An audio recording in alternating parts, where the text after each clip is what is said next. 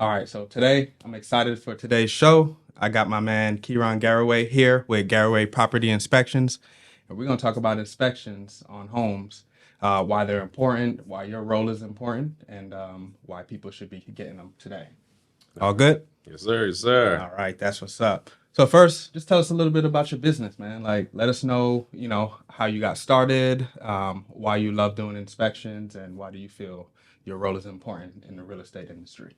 Oh man, so 6 years in, I've seen a lot of stuff that has, blown my mind, impressed me, disappointed me, and it all stems from just a place of wanting to always know why and know how. And I was that kid taking your toys apart to see how the insides work. Okay.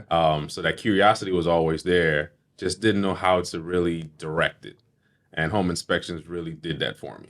I really got introduced to the industry through my mother-in-law, who told me about, this guy who was teaching home inspection classes. And at the time, I was working a warehouse job, the overnight shift, didn't like it, but the money was good. So Yeah. I stayed.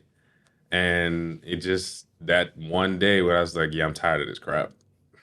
I'm not going in today. And that was one day too many. And it was like, we got to fire you, for attendance, yada, yada, yada. I'm like, guess I'll try this home inspections thing out. And by the third day of the class, I was like, okay, I could do this. If this is all they do, I could do this. Mm-hmm. And for the first year, I just went hard. My wife, she pretty much foot all of the bills for the house for that first year to give me the time to get my feet wet, go to all the events, get everything set up, get the practice runs in, get these reps in. And by the end of that first year, flopped. Oh, really? Had no real revenue, no nothing to really boast about, no web traffic, social media was not even in existence for me. So it was like, I think I messed up. Had to get back into the workforce, still doing inspections on the side. Went back to the warehouse industry just on the day shift this time, and still would, leave work, go do an inspection, whenever they call, sneak in the corner, texting, yeah, I can do it today at 3 o'clock, so I'm racing, leaving work.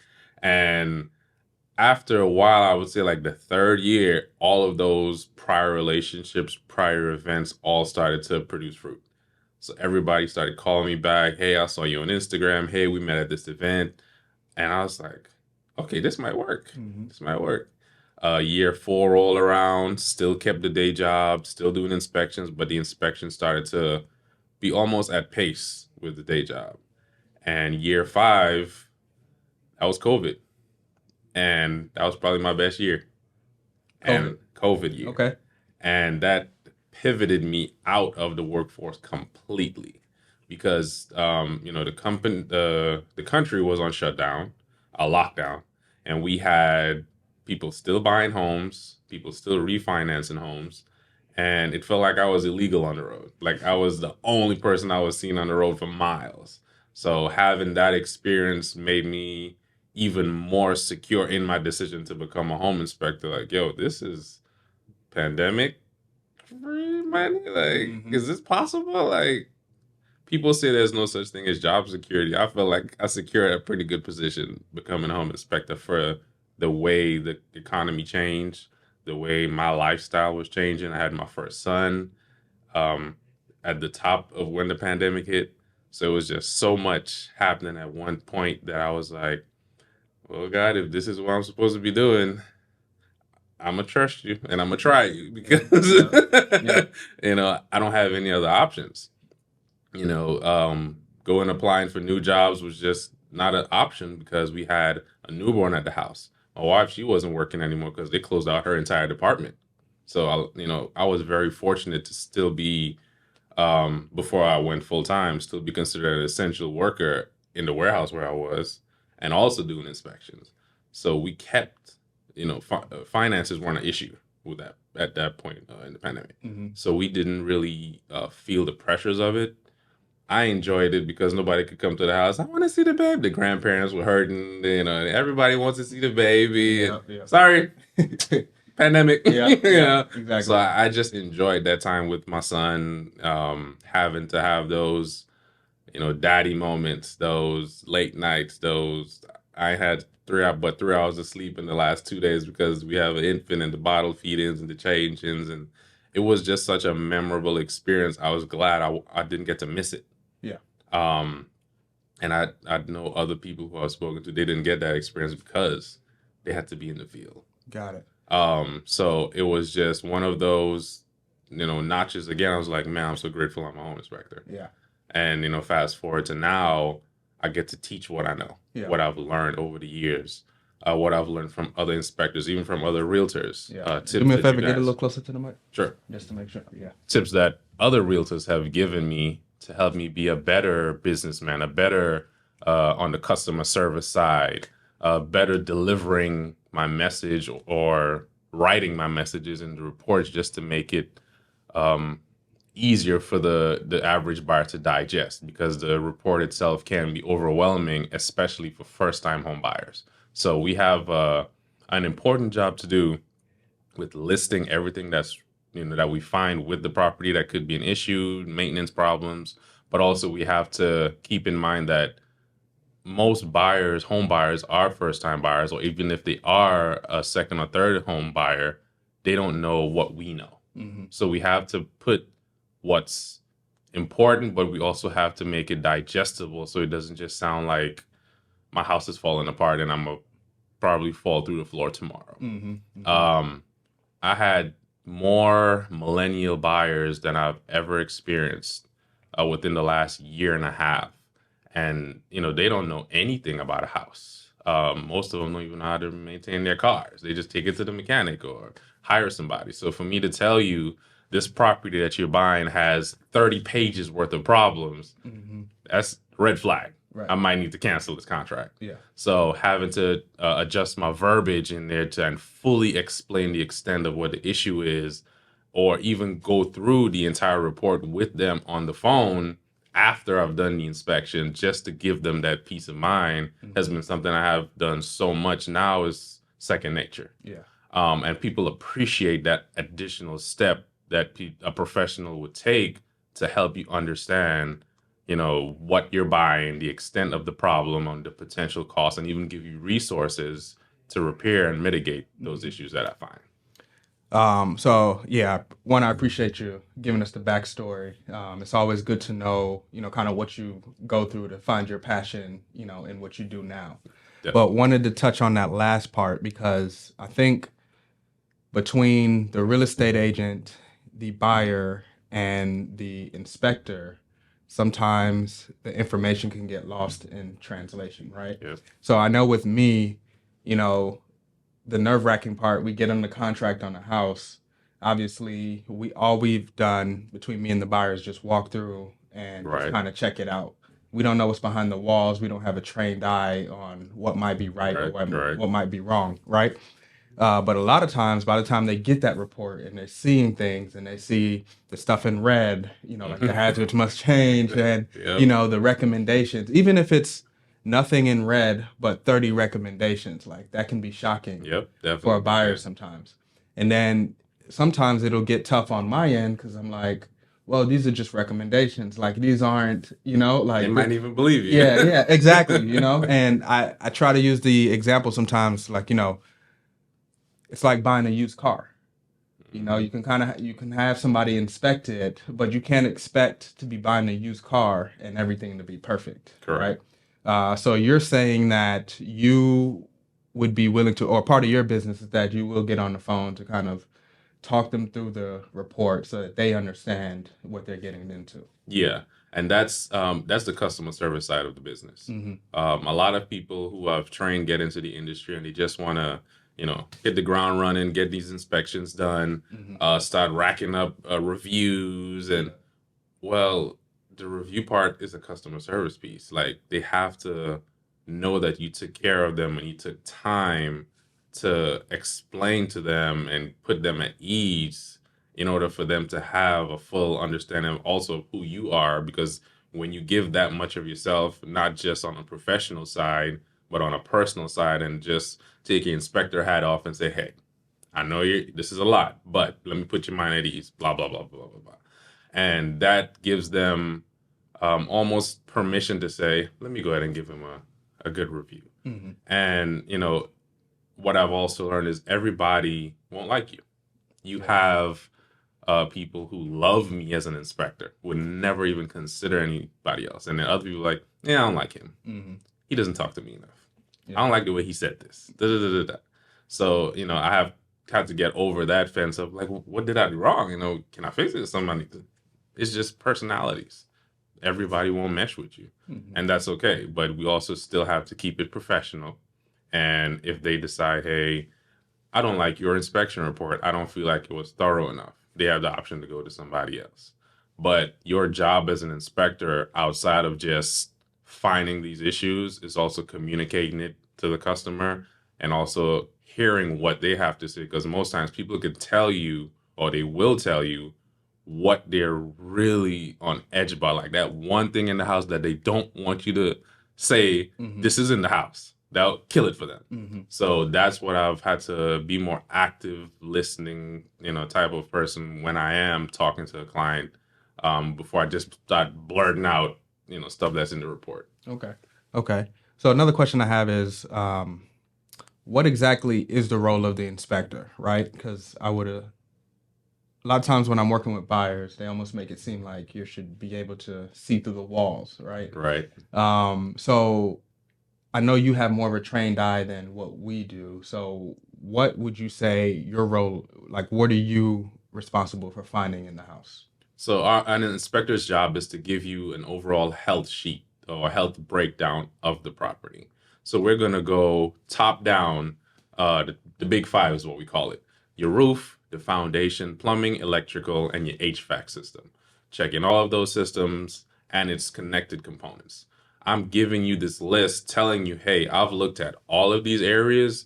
These are the deficiencies in these areas, and these are my recommendations going forward if you decide to go through this property, what you may need to do, what you need to look out for, and possibly give you a recommended resource or one of my preferred vendors, subcontractors, contractors who can help fix, whatever the problem is. My biggest concern is always safety issues, gas leaks, carbon monoxide, mold. Even though inspectors don't check for carbon monoxide, there is situations like if you have a garage door leading to the interior of the home, it needs to have weather stripping in the door because your car gives off carbon monoxide. Even though you turn it off, it's still seeping out of the car's exhaust.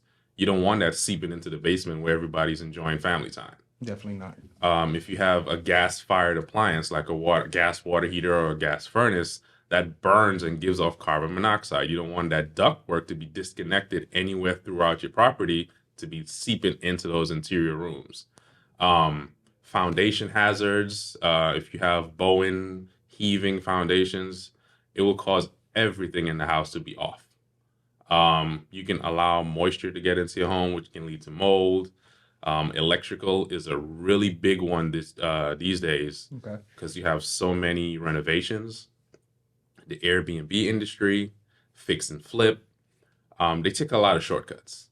Most people don't, still a lot of people do.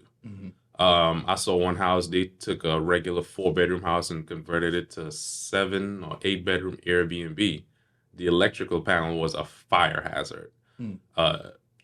Double and triple tap breakers, mix match breakers, violating all kinds of electrical installation standards. So you have that type of experience or eye looking at your property every time you purchase it. I've had people who inspected one form and they didn't like it, or the issues that were found were too much, so they had to get another inspection. Well, you're using me for a second time, and I understand you're trying to purchase a home, so I'll give you a discount on the second one just to soften the blow a little bit, because everybody doesn't have inspection fees to give out for 4 properties. Yeah. So I know as a realtor, your job is to help them narrow that field, but you can't determine what problems the property is going to have. Right. So we can't really get around sometimes having to do 2 or 3 inspections. But we try to, on the inspection side, try to help as much as we can by doing little things like giving them a discount on additional inspections. Got it. Okay. So what would you say was, I guess, the most common thing, or the most common thing that pops up on inspection that kind of ruined the whole situation for buyers? Foundation issues. Foundations. Usually in older homes, it gets really bad over time if they haven't done any preventative maintenance, or if they have gone in with like a renovation and they just add a bunch of temporary jacks in the most slanted or sloped areas of the property. It offsets the other areas, and if they don't do it properly, somebody has to come in and rip out all of that temporary work and put in the proper permanent supports. I had an older lady was buying a home that was about 75 years old. A bunch of foundation issues, but she loved the property for where it was, the price that she was getting it for. They just had a bunch of substandard work in the crawl space for supports that had to be replaced. And it was going to be about $3,500. And she wanted to know, well, was it necessary? And I had to say, well, it's bad. They didn't do it correctly. It's purely superficial and temporary. They had a C-clamp holding parts of the floor joist. It was just bad. I'm saying we can't predict when it will happen, or, will it be tomorrow? Will it be next week? But it will happen because the way in which they put it together, it's not right. The house is sitting, the weight of the house is pressing down on these substandard supports. They're going to give way at some point in time. We just don't know when. I can't say tomorrow, next week, next year, but I can say you need to get this fixed. And that's usually the biggest problem for buyers or investors is foundation issues. That's, that number one. They can deal with a lot of other stuff, but when the foundation is bad, that's the whole house. So if the foundation is bad, you got a long road ahead of you worth of repairs, or just move on to the next property. Got it. So foundation is the number one killer. Number one that you see. Yeah. All right. Cool. So one other question, and you kind of touched on this before, saying that the pandemic, your business kind of blew up during the pandemic. Just wanted to see, for us, one of the biggest complaints that buyers had is that they had some buyer's remorse during the pandemic because everything was so fast paced. Right. They had to make a quick decision on a house. Didn't have time to really figure if this is the house for them. Right. So that was our biggest issue. And now we've seen that calm down a little bit, where the market's a shift and they have more time to really make a decision on a house. Yeah. With you during the pandemic, what's the biggest difference that you've seen with doing inspections during the pandemic versus now? The due diligence period. Okay. I went from having 3 or even 5 days, sometimes on the extreme end, 7-day due diligence periods, to having a 24-hour due diligence period. Wow. And I was like, is this legal? Like, can they do that? Because the market was just so volatile. People were even skipping the inspection, skipping the appraisal, and just getting the house as is, sight unseen, close on it, and then request me to do the inspection after they purchase. Wow. So inspections after they've gone to the closing table, got the keys, moved in. Now you get an inspection. It's like sight unseen. That's so really wild. Okay. That was the first time I saw an industry that was predictable become completely unpredictable.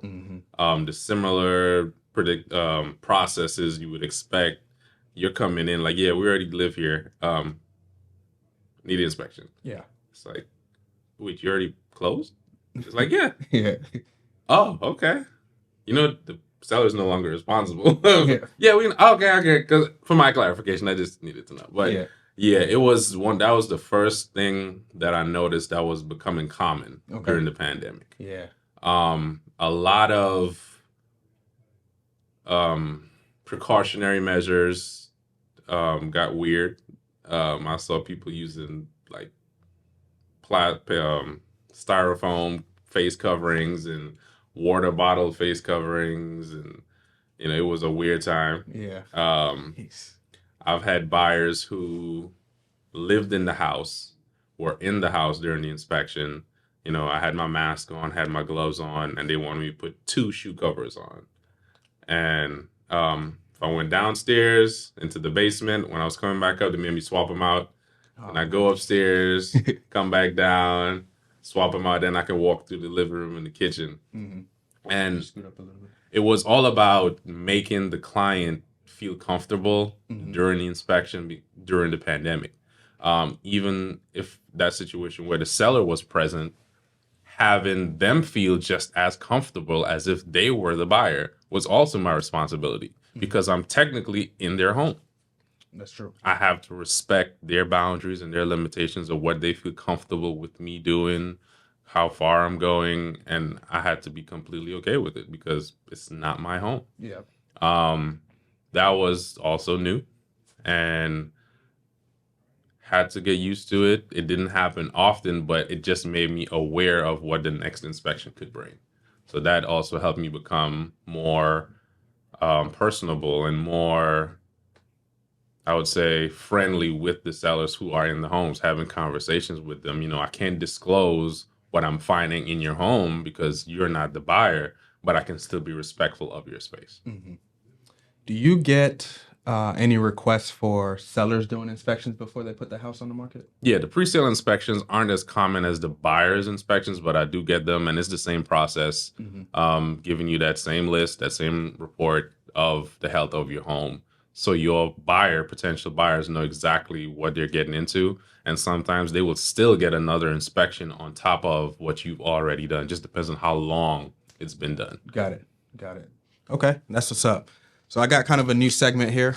So I had some questions from Instagram. All right. So I just had to get the people to ask because, you know, I can ask all the questions in the world, but it's not really about me. It's about our home buyers, you know, that's out there. So, of course, get this question. I don't know how often you get it, but kind of what's the craziest inspection experience that you've had? Investment property. They had some close to Clark, Atlanta, and they had it was about 4 bedrooms. They had a student in each room, older home, and the property manager came with me. He let me in, and we're inspecting, going from room to room. Get into the final room. It's typical teenage college stuff, you know, stuff everywhere. It smells like a college dorm room. Right. And get to the closet, open the closet, and a dude is crouched down in the closet in his underwear, and it scared me to death. Why is he in the I'm closet? like, dude, why are you in the closet? So I just left the room, and he came out fully dressed, like, "Hey, you still need to get in here?" No, I'm done. I'm done. I don't need to see anything in that room again. So it looked like he wasn't supposed to be in there. It might have been an all-girls type of building, probably somebody's boyfriend or something. I got you. But that definitely shook me. Like, yo, I thought you were trying to attack me or something. I'm gonna punch you in the face, you know. So that was the craziest, weirdest thing I've ever seen. Somebody hiding in the closet. That's wild. That is wild. All right. The next question I have is, what makes a good inspector? If I'm a buyer and I need to find an inspector, like what do I look out for? I would say first, make sure they're certified in your state, and 2, their tenure. How long have they been doing it? There's no shade against newer inspectors who've been in the industry a year, 2 years, 3 years, but there's a lot of nuances that's not in the textbook that you're going to run into, or you're going to need to have somebody be able to put an extra set of eyes on who's seen it before to be able to call it out. And for like an example of that would be, you know, for like your gas water heater, the exhaust pipe needs to be on an upward slope continuously sloping out of your home. There are situations where it's not visible, but based on the location of the water heater and where the exhaust is, I know for sure that it's not sloped properly because I've been in multiple crawl spaces that had similar layouts. But the new guy is just looking at the initial visual of the water heater and saying, oh, it's sloped up, it's fine. Well, now you have a safety hazard because all that carbon monoxide is backdrafting back into your home. Got it. So there's certain things that experience just outweighs when it comes to just the certification, but definitely certified in your state and tenure. How long have they been doing it? Baseline, I say 4 years minimum. Okay. 4 years of experience, you can solve some problems. You can figure some stuff out. You know where to search for resources if you run into obstacles. There's a large community, specifically in Atlanta, of Black inspectors that have years of collective knowledge, and we just pour into each other all the time. Okay. That's the one thing I love about Atlanta, specifically the Black inspector community. Yeah. We're small, but we're big. Yeah. This is the Black Mecca here. So. Yeah, I love it here. Yeah. That's good to know that y'all have like a network. Yeah, Of we kind of like definitely experience to kind of pull from. Yeah. As well. All right. And then you mentioned, just wanted to touch on it. You mentioned that if you're looking for an inspector, you want to make sure that they're certified. Is it like a name of the certification? Yeah. So the three main organizations would be InterNACHI, ASHI, and GAHI. They all have different eligibility requirements to be part of these organizations, but they all have a standard entry-level exam that the inspector has to take to be part of the organization, as well as have certain documents they need to supply. So you have a bunch of checks in place, basically, before they even say, I'm a part of this organization, and here's my member number. Before they can even get to that point, they have to submit a certain level of requirements to these organizations to be part. So Got it. those are the three main ones. And if they can't give you the name of either of those organizations, something's wrong. Okay. Because you should know what organization you're a part of. Got it. All right. Next question. Does a new construction home need an inspection? This is the most common question I get, and it's probably proven to be a big yes within the last 2 to 3 years. Because the housing market was so crazy, you had builders subcontracting and subcontractors subcontracting. So you have a lot of different hands, sometimes not as skilled as they needed to be, putting hands on the property, but they have the bodies to get the job done, but not exactly the skill set. So you have situations where they would install a shower wall, but there's no caulking around the entire shower. You put tiles down, but you're missing grouting in the corners and between gaps in the walls. You have faucets that aren't even connected properly. So once they start draining, it leaks everywhere. Okay. Electrical panels that have recalls on them. A lot of contractors, if for instance, they did a subdivision and you bought 2,000 electrical panels, you're not going to replace all 2,000 of those. You're going to put them in there. And you have insurance in case anything happens. Well, the inspector comes in and double checks to make sure that's not one of those panels that's been in a recall. So if it's in your house, it's probably in everybody else's home. So new construction definitely needs a second set of eyes. The county inspections are never as thorough as your personal private inspection. That's a good nugget there. So definitely, Yeah. The new construction definitely require it. They need it because you have multiple groups of people in multiple phases of the home that are not always fully certified in that field. All right. So last question from Instagram. How much does a typical inspection cost? So in my inspections, they start at $380, and that covers you up to 2,000 square feet. The quality of the inspection does not change based on your price point. There is, the same amount of tools we will use on the 4,000 square foot house, we use it on the 2,000 square foot house. And that price point it's pretty broad because your average townhome, 2 to 3 bedroom, is going to be under 2,000 square feet. If you have a ranch style home with about 3 to 4 bedrooms, it's going to be under 2,000 square feet. So it kind of includes a lot of people, especially my first time home buyers who get in that starter home to be able to get something that's within a decent price range for them. Okay.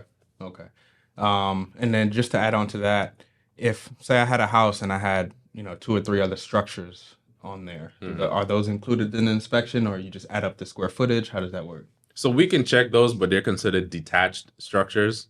Those usually aren't built to regular residential home standards. So there's certain things that would be missing. There won't be a typical foundation. You might have the roof components, but you wouldn't have like insulation in the walls. I've seen where people have done sheds, or it's a workout room, or if they've even created an outside office. Yeah. A lot of the things in that home is really not meant to be comparable to the actual residence. So we can look at it, but it won't be a fair inspection as far as the standards go. Makes sense. All right. So yeah, So that's all the questions, man. I appreciate you stopping by, Oh man, I to let us know appreciate it. about inspections. Like I said, I like to do these where the viewers, potential home buyers, potential home sellers can actually hear from an inspector themselves versus me just getting up there talking about it. Like I'm not the Oh industry yeah, expert man. on that, So I let somebody who's in it day in and day out, really get to explain or remove the curtains to see, what an inspection is all about. So before we get out of here today, I just want you to plug your business, let them know how they can reach out to you. So yeah, go for it. Okay, so Garraway Property Inspections. You can Google us, Garraway Property Inspections. Reach me on Instagram, GPI Atlanta. Even search, hit my business, gpiatlanta.com. Go to my website. You can reserve your inspections. If you want to learn how to become an inspector, you can reserve your spot on there as well. I'm all virtual with my classes, so you now have the ability to complete the class at your pace. You don't have to be a Georgia resident. So, given options this year. All right, that's what's up. What's up? And then so all the links and the phone numbers and everything he just said is going to be down below. So yeah, I appreciate you and with my man Keron Garraway Property Inspections, and yeah, we'll be back again to make your next move your best move. All right. Cool, man. That's what's up. That's what's up.